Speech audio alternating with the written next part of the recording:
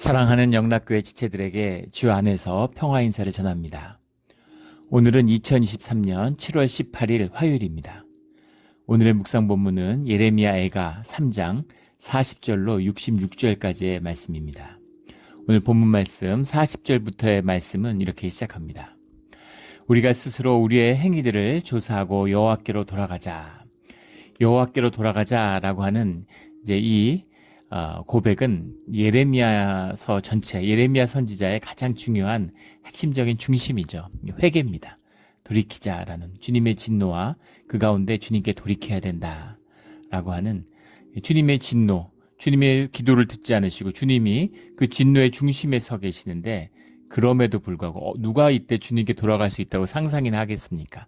그러나 주님의 그 구속, 주님이 우리를 구속하신 그 언약의 영원성, 이것에 대한 확신이죠. 그것에 대한 불변의 그런 진리에 대한 믿음입니다. 그것을 가지고 있기 때문에 그래도 그 환난과 진노 가운데 주님께 돌이켜야 된다. 주님께 돌아가야 된다라는 것이 예레미야 선지자의 핵심적인 그런 호소고 주장이고 신학인 것이죠. 우리 어떤 자리에서도 늘 주님께 돌이키는 우리의 믿음이 되기를 주의 이름으로 축원합니다. 41절에 우리의 마음과 손을 아울러 하늘에 계신 하나님께 들자. 마음과 손을 아울러 그러니까 손도 들고 마음도 드는 이제 아울러 이렇게 해석을 했습니다. 원문에 보면 러 바베누 엘 카파임이라는 말인데 러 바베누라고 하는 거 이게 이제 헐츠죠. 우리 이제 그런 우리 마음, 심령 이런 것이고 카파임이라는 말이 이제 카파흐라고 하는 핸즈, 우리 손을 의미하는 겁니다. 근데 문제는 L인데 L을 위드로 해석할 수도 있어요. 너희의 마음을 손과 함께 들어라. 이 본문 해석이죠. 근데 L을 부정으로 해석할 수도 있습니다. 부정사가 될 수도 있기 때문에 너희의 마음을 들지 손을 들지 마. 이렇게 해석할 수도 있는 거죠. 육신의 할례가 아니라 마음의 할례를 받아야 된다라는 사도 바울의 가르침처럼 손을 들어 기도하잖아요. 유대인들은 기도할 때 우리가 이제 찬양할 때 마지막에 일어나서 손 들고 찬양하는 것처럼 손을 들고 기도를 합니다. 이게 원래 기도의 모습이죠. 그런데 손을 드는 게 중요한 게 아니라 마음을 들어야 돼. 주님께 마음을 들고 기도하는 것, 마음을 높이는 것이죠. 주님의 마음에서 주님을 높이는 게 중요한 것이지 손을 드는 게 뭐가 중요하냐 이렇게 해석할 수도 있죠. 그래서 중요한 것은 뭐 손을 들든 안 들든 너희의 마음이다. 마음을 너희 하늘에 계신 하나님께 들어라라는 그런 호소죠. 늘 마음이고 우리의 심령입니다. 주님은 영이시잖아요. 우리가 영으로서만 주님을 만날 수 있는 것이죠. 영이 열려야 하는 것입니다. 영이 열려서 주님과 함께하는 그런 우리의 신앙의 자리가 되기를 주의 이름으로 축원합니다. 44절에 주께서 구름으로 자신을 가리사 기도가 상달되지 못하게 하시고 구름으로 자신을 가리셨다라는 건 주님의 침묵이죠.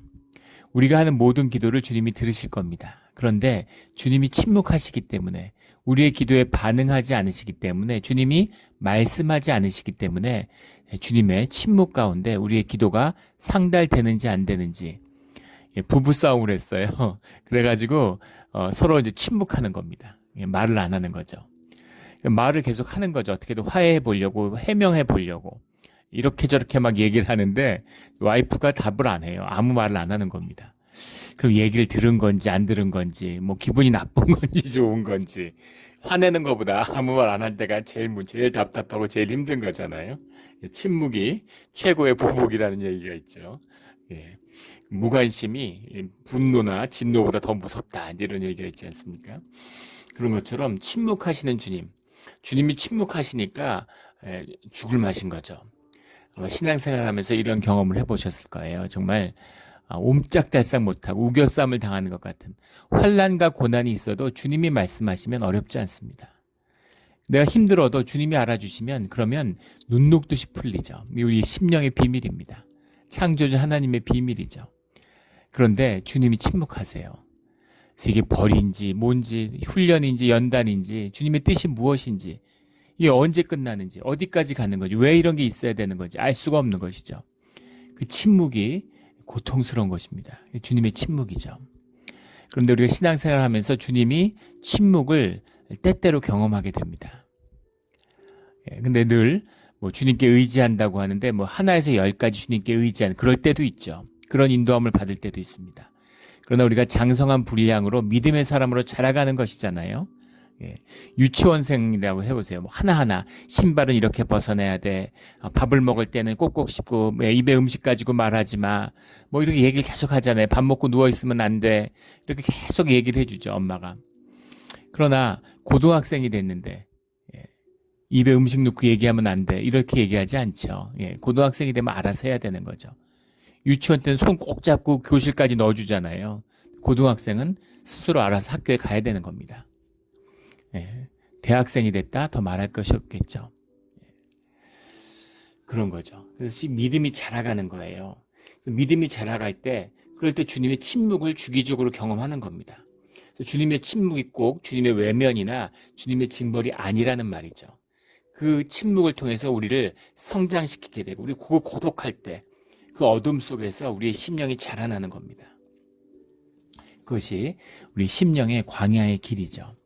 그런데 그 침묵, 어려운 게 환란이 있는데 주님이 침묵하고 계시는 거예요. 그래서 기도가 상달되지 못하게 하시고 상달되고 안 되고는 주님께 달려있는 것이죠. 예, 그리고 주님이 기도를 다 알고 계시겠죠. 그러나 거기에 반응하지 않으시는 주님의 뜻이 있는 건데 그 뜻을 우리가 헤아릴 수 없는 겁니다. 그것을 구름으로 주님을 가리셔서 기도가 상달되지 못하게 하셨다. 이제 이렇게 표현하고 있는 것이죠. 이 말씀과 맞닿아 있는 것이 오늘 56절의 말씀입니다. 주께서 이미 나의 음성을 들으셨사오니 이제 나의 탄식과 부르짖음에 주의 귀를 가리지 마옵소서. 예. 그러니까 이 의미에 대해서 온갖 주석과 해석이 분분해요. 예. 주께서 구름으로 자신을 가리셨다고 그랬는데 상달되지 못했다고 했는데 주께서 이미 나의 음성을 들으셨다 이렇게 고백하고 있는 거죠. 이제 나의 탄식과 부르짖음에 주의 귀를 가리지 마옵소서. 음성을 들으셨는데 그 부르짖음에 귀를 가리지 말라는 게 무슨 말이냐. 이게 이상하잖아요. 그래서 뭐 예전에 이제 기도를 들으셨던 걸 의미하고 새로운 소망을 이야기하는 것이다. 음성을 이제 들었으니까 거기에 대한 탄식과 간구를 들어달라는 그런 해석을, 그런 뉘앙스의 해석을 했죠. 그런 의미다. 뭐 이런 의미, 저런 의미로 많이 해석을 합니다. 근데 주님이 나의 음성을 들으시죠. 전지전능하시고 무소부지하신 주님께서 왜 우리의 기도를 들으지 않으시겠어요? 근데 기도를 들으셨다라는 말이 네가 얘기하는 거 다 들었어. 이게 아니잖아요. 주님이 내 기도를 들으셨어라는 의미는 무엇입니까? 그 기도의 뜻을 받아들이셨다. 예. 그것을 간합하셨다 이거잖아요. 그리고 그 기도에 응답하셨다 이 의미가 들어있는 것이죠. 주님이 기도를 들었어. 내가 알겠어. 예, 내가 알겠어. 그게 무슨 얘기? 그게 시정된다는 얘기죠. 예, 우리 요즘에도 그런 거 하나요. 예전에 뭐 이제 그 조선시대 왕조시대를 본따서 청와대에다가 이렇게 큰 신문고 이런 걸 달아놨잖아요. 그래서 뭐 이제 예전에 억울한 사연이 있는데 언로가 막혀 있으니까. 어디다가도 억울함을 얘기할 데가 없는. 그러면 이제 가서 그 북을 두드리는 거, 종을 치는 거죠. 북인가요? 종인가요? 북이죠. 북을 두드리는 거죠. 북소리를 들으면 왕이 불러서 무슨 일이냐. 이러면 이렇게 억울한 일이 있는데 원님들도, 그 사또도 다 이렇게 그걸 모른 채 하고 이런 일이 있습니다. 이렇게 억울한 일을 당했는데 아무도 신원을 안 해줍니다. 이럴 때 왕에게 읍소하면 왕이 알았다. 이렇게 얘기하는 거죠. 왕이 내가 다 듣고 알았다. 알아들었는데 알아들었다니 그래 다 들었어 억울하구나 참 억울하구나 어떻게 그렇게 억울하냐 그게 아니잖아요. 예. 그걸 알아들었다는 건 무슨 이야기입니까? 그걸 시정을 해야 되는 것이죠. 그걸 고쳐야 되는 것이죠. 예. 그 뜻이 들어있는 거죠. 주님이 나의 기도를 들으셨사오니 나의 탄식과 부르짖음에 주의 귀를 가리지 마옵소서. 기도를 들으셨으니까 그 기도에 응답해 주십시오. 그 기도에 역사해 주십시오. 그 기도를 주님 내가 내 삶 가운데 이루어 주십시오라고 하는 뜻이죠. 하늘에서 주님의 뜻을 이루셨는데 땅에서 그 뜻을 이루는 그것을 이루는 세월을 아껴 주십시오. 땅의 뜻이 하늘의 뜻이 땅에 이루어지는 걸 보게 해 주십시오. 이런 간절한 마음이 들어있는 것이죠. 그래서 이런 기도는 자연스러운 것입니다. 다니엘이 70년의 이후에 예레미야도 마찬가지죠. 70년 이후에 회복될 거라는 것을 주님과의 기도를 통해서 보았어요. 주님 안에 그 본질의 세계, 주님의 섭리를 보았습니다. 근데 그것을 알고 나서 기도하는 것이죠. 이 기도의 비밀이에요. 예, 기도를 모르는 사람들, 기도를 왜 하는지, 기도의 의미가 무엇인지를 모르는 사람들, 무슨 자판기에 동전 넣어서 뭐 받아내는 것처럼 기도를 하면 주님이 뭘 들어주시고 주고받는 것처럼 그런 건 기도가 아니죠. 기도는 주님과 함께하는 거고 주님과 연합돼서 주님 안에 살아가는 길입니다. 쉬지 말고 기도하라고 주님이 말씀하시는 건 한순간도 주님과 떨어져 있으면 안 된다. 그것이잖아요. 주님과 하나 되는 것이에요. 주님과 하나 되는데 우리가 육신을 입고 사니까 우리의 간구의 제목들이 있죠. 그래서 그것을 들어주시니 안 들어주시니가 아니라 우리의 마음을, 우리의 솔직한 마음을 주님께 간구하는 것입니다. 들어주고 안 들어주는 건 주님의 주권이에요. 주님의 마음이죠. 그러나 들어주셨으면 하는 우리의 마음이 있는 거죠.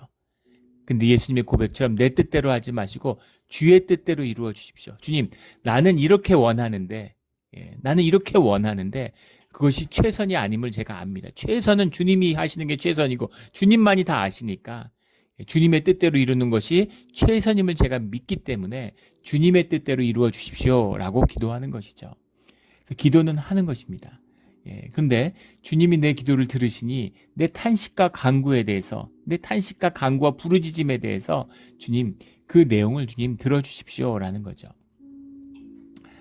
이걸 뭘 논리적으로 말로 어떻게 설명하겠습니까? 기도하는 분들, 심령이 열린 분들은 자연스럽게 경험을 통해서 알게 되는 거죠. 이걸 아는 분들은 이 말씀을 보면 이게 무슨 말인지 압니다.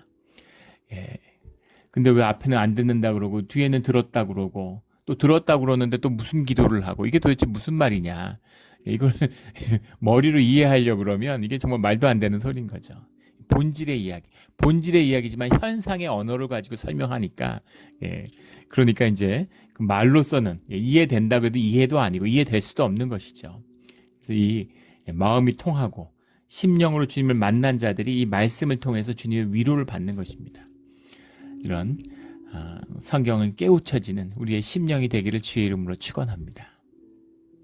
45절에 우리를 문나라 가운데에서 쓰레기와 폐물로 삼으셨으므로, 쓰레기라고 하는 말은 이제 사카우라는 말인데, 사카우라는 말은 영어로는 뭐 to scrap, 이렇게 지워버리는 거죠. 그래서 쓰레기라고 해석을 했고, 스크랩, 스카우라는 게 원형이고 본문에는 세희라고 되어 있는, 세희가 사카우라는 말에서 온 겁니다.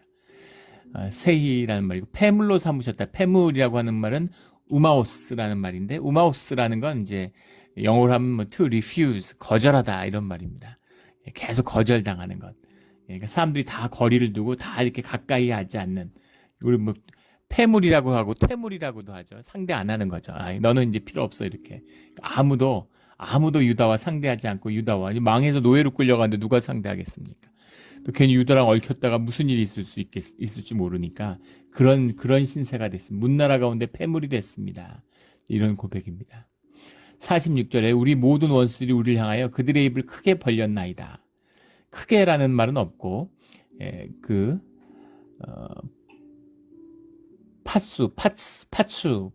파추피햄이란 말인데, 파추라는 게 이제 오픈, 파추 이러면 오픈, 연다 이런 말이고, 피햄이라는 게 이제 마우스죠. 마우스. 그런 입을 열었다 이런 얘기입니다. 원수가 입을 열었다는 건 조롱하고 비난한다는 얘기죠. 그것도 영적인 거죠. 망해가지고 노예로 끌려가는데 그걸 뭐 비난하고 조롱하고 모욕할 필요가 뭐가 있겠어요. 그런데 인간의 마음, 인간의 그 집단 악에는 그런 게 있는 거죠. will to power가 있기 때문에 약자들을 멸시해요. 가난하고, 근데 우리에는 또 주님의 형상이 있어가지고 우리의 또 본성 가운데는 선한 마음과 양심이 있습니다. 그래서 가난한 사람을 보면 안쓰럽고 어떻게든 도와주고 싶고 뭐 하나라도 주고 싶은 그런 마음이 있어요. 근데 또 가난한 사람을 보면 업심여기고 모욕하고 두려움이죠. 그 삶과 엮이고 싶지 않은 겁니다. 너하고 나하고는 달라. 너는 나하고 다른 사람이야 라는 차별을 확인하고 싶어하는 두려운 마음 때문에 깊이 들어가면 두려움입니다. 전부. 그 두려움 가운데는 또 죄의 문제가 있죠. 사실은 나도 저렇게 될 수 있는데 근데 난 저렇게 되면 안 돼. 그런 마음이 들어있는 것이죠. 그래서 망하고 이렇게 어려워진 사람들을 이렇게 서로 조롱하고 비웃으려고 하는 그런 사람들의 어리석음과 두려움의 문제가 있다는 겁니다. 특히 원수들은 뭐겠어요? 대적의 마음을 가진 자들이잖아요.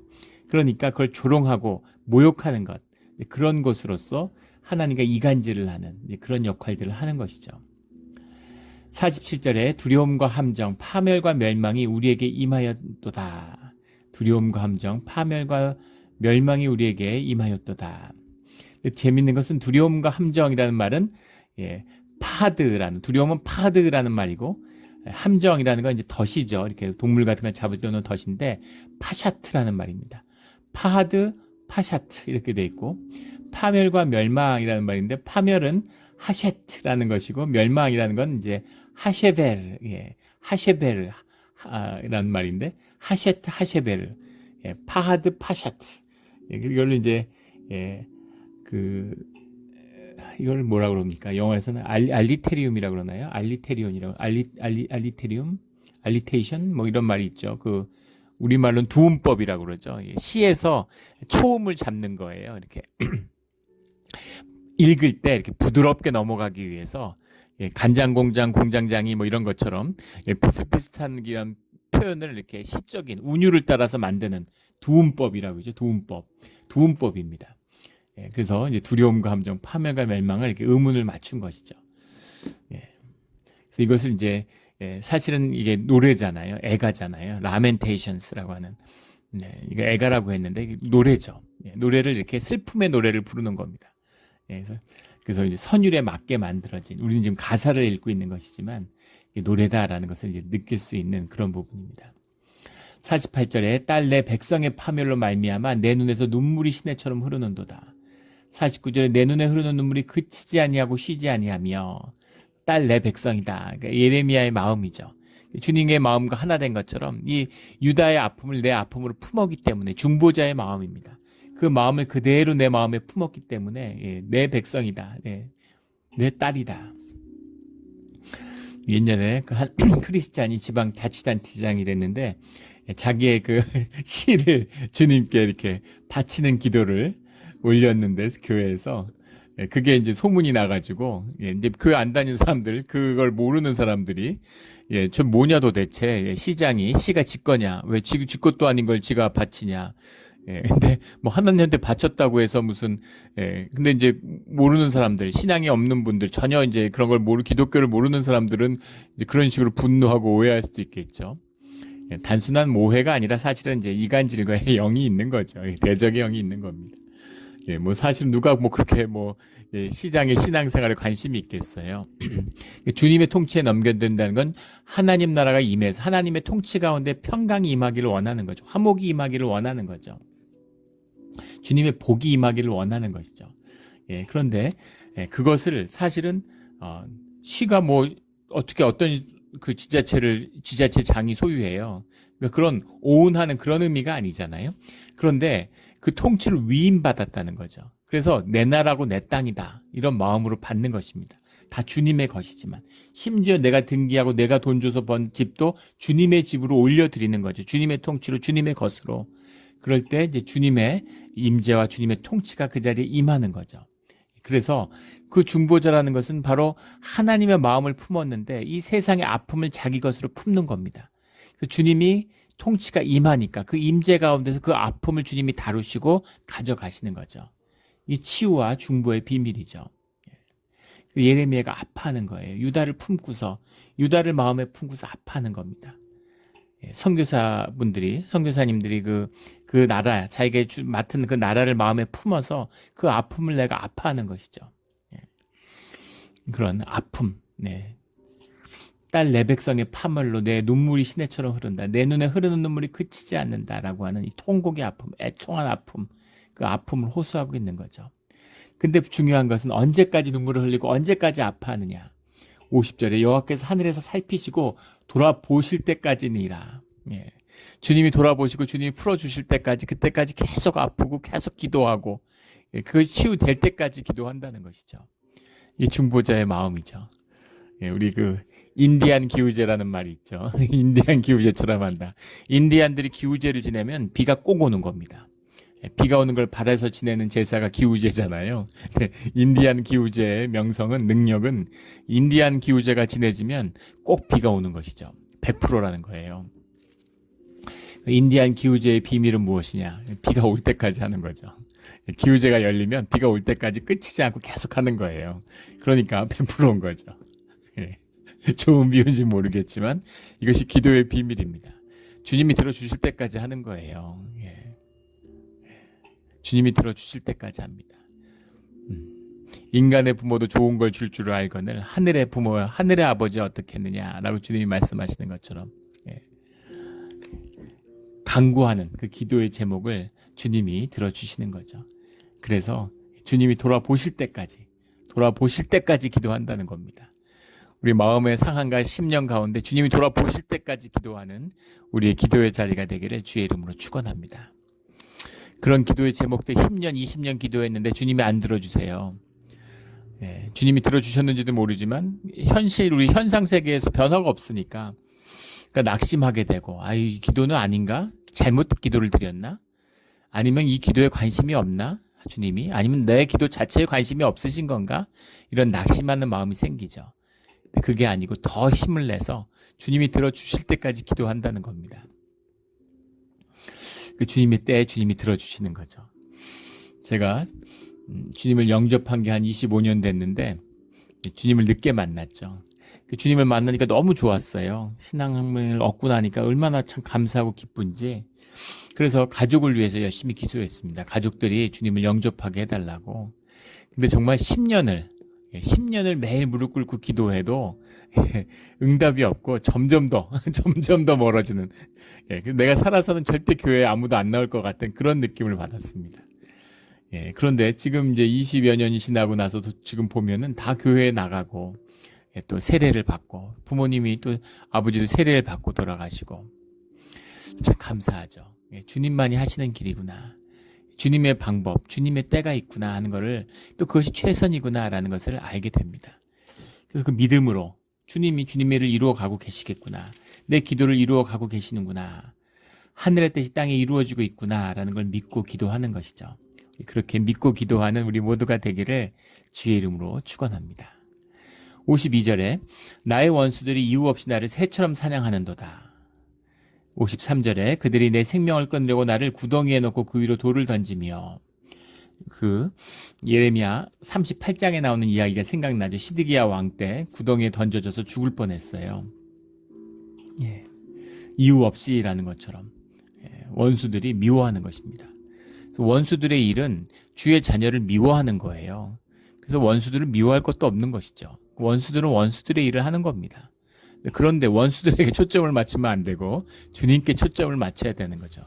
미워하거나 말거나 시기하거나 말거나 모함을 하거나 말거나 그런 거엔 신경 쓸 필요가 없는, 그런데 에너지를 낭비할 필요가 없는 것이죠. 억울할 것도 없는 겁니다.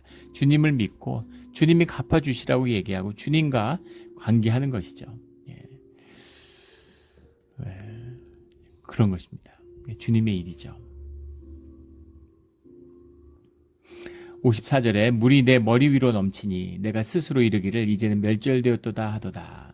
물이 내 머리 위로 넘친다라는 건 이제 재난에 대한 관용적인 표현이죠. 우리 홍수가 지고 불보다 물이 더 무섭다 그러잖아요. 화재보다 홍수가 더 무섭다 그러는데 그 물이 덮치는 물이라고 하는 것은 성경에서 나올 때 항상 무질서와 암흑 이런 재난 이런 것의 상징이죠. 근데 그것이 내 머리 위로 넘친다라는 거니까 엄청난 재난 그런 것을 이제 고백하는 것이죠. 이걸 보면 주님 안에서 이런 경험들을 하게 되는 겁니다. 우리 시편 22편에 보면 1절에 그런 표현이 나오잖아요. 다윗의 고백이죠. 나의 하나님이여 나의 하나님이여 어찌 나를 버리셨나이까, 이제 이런 고백이 나옵니다.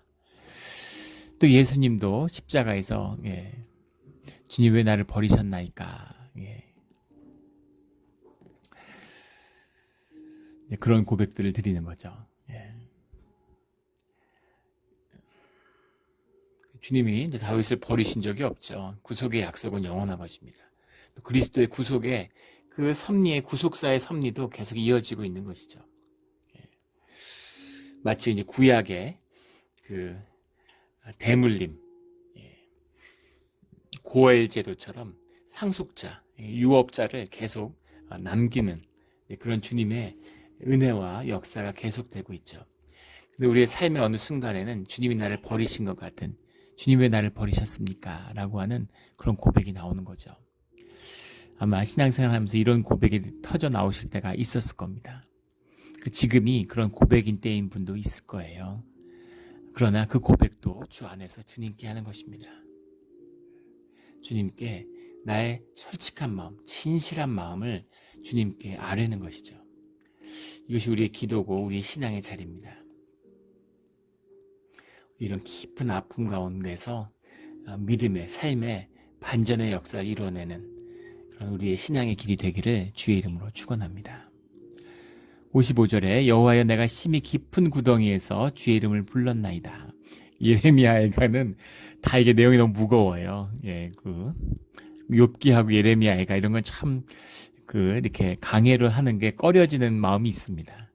그래서 우리가 거의 이제 성경을 다 전부 헌건을 전체적으로 다 이제 한 7년에 걸쳐서 다 강해를 했는데 예레미야가 뭐 욥기도 얼마 전에 했고 작년에 했나요? 예레미야가도 거의 제일 마지막에 다루게 되는 이제 그런 의미가 있는 것이죠. 마음이 한없이 무거워지는 그런 것이 있습니다. 56절에 주께서 이미 나의 음성을 들으셨사오니 이제 나의 탄식과 부르짖음에 주의 길을 가리지 마옵소서. 55절에 내가 심히 깊은 구덩이에서 주의 이름을 불렀나이다. 삶의 가장 어두운 자리, 눈물의 골짜기에서 주님의 이름을 외쳐 부르는 것이죠. 60절에 가면 그들이 내게 보복하며 나를 모해함을 주께서 다 보셨나이다. 그런 당한 원통함에 대한 그 통한을 주님께 통한의 고백을 드리는 겁니다. 나를 치는 자들의 입술에서 종일 나를 모해하는 것들을 들으셨나이다. 62절에 63절에 안지나 서나 나를 조롱하여 노래하는 것을 주목하여 보옵소서. 이런 원통함을 비방, 모해함, 보복 이런 것.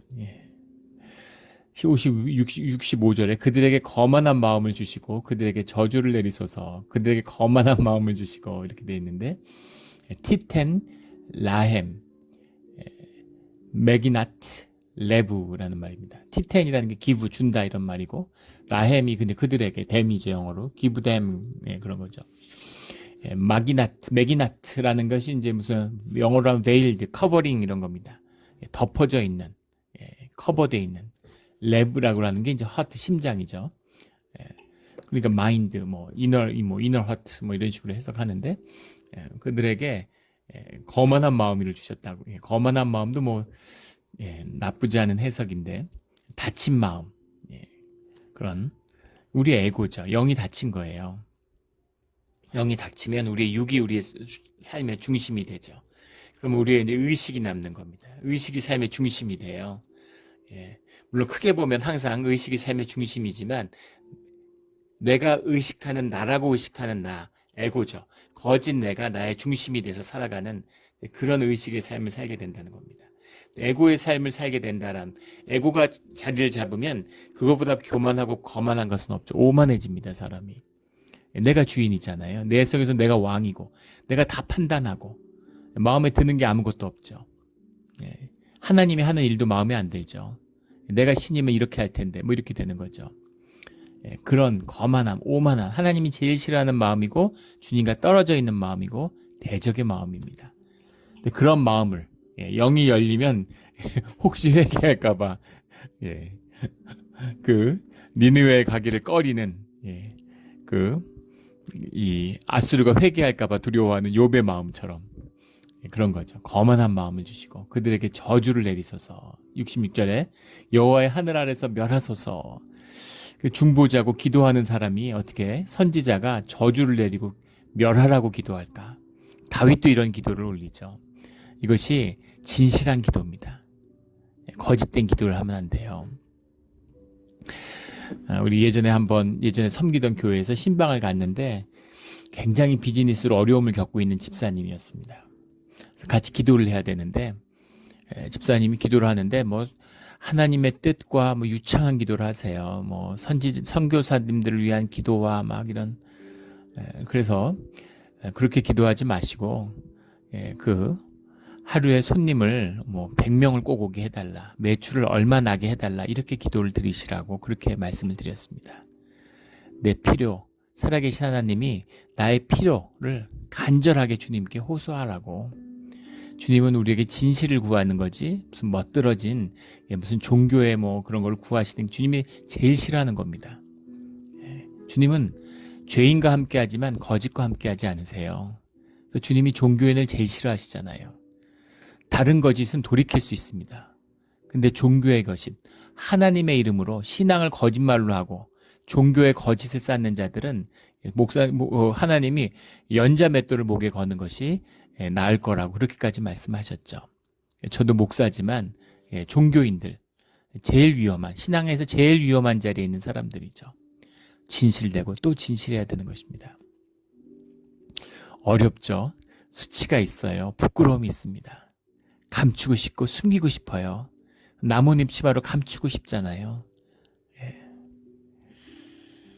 감춰야 되는 것이죠. 그러나 주님을 만나고 주님이 나를 주장하여 주시고 주님 안에서 떳떳한 삶이 되면 그게 아무것도 자랑할 것이 없는 거죠. 십자가밖에 자랑할 것이 없다라는 사도 바울의 고백이 나오는 것입니다. 그런 마음, 아무것도 자랑하지 않는 마음, 늘 주님 앞에서 낮아지고 겸손한 마음, 진실한 마음, 그런 마음을 갖고 진실을 토해내면 저주를 내리소서 멸하여 주소서, 이게 진실한 마음인 거죠. 원수들에 둘러싸여서 끊임없이 모해와 비방을 들은 그런 내 마음입니다. 그 마음을 주님께 아뢰는 것이죠. 우리는 진실한 마음으로 주님께 주님이 응답하실 때까지, 눈물을 멈춰주게 하실 때까지 기도하는 우리의 기도의 삶이 되기를, 신앙의 길이 되기를 예수 그리스도 이름으로 축원합니다. 아멘. 기도드리겠습니다. 하나님 아버지 감사합니다. 예레미야의 눈물의 기도를 들으면 뭔가 가슴이 무거워지고 심령의 답답함을 느끼게 됩니다. 하지만 주님, 우리가 푸른 초장을 걸어갈 때도 있지만 또 눈물의 골짜기를, 음침한 사막의 골짜기를 지나기도 했습니다. 힘들 때는 힘들어서 기도할 때도 있었고 너무 힘들어서 기도를 못할 것 같을 때도 있었습니다. 그러나 그 어려운 시기를 지나고 나니까 늘 주님이 우리와 함께 하셨구나라는 것에 감사를 드립니다. 주님, 늘 함께 하시는 주님, 우리가 어느 순간 어느 때라도, 좋을 때라도 기쁠 때라도 힘들 때라도 망할 때라도 주님께 기도하는 그런 그 주의 자녀, 기도하는 자녀, 또 우리 교회가 기도하는 집이 되게 하여 주시옵소서. 감사하며 예수 그리스도의 이름으로 기도드렸습니다. 아멘.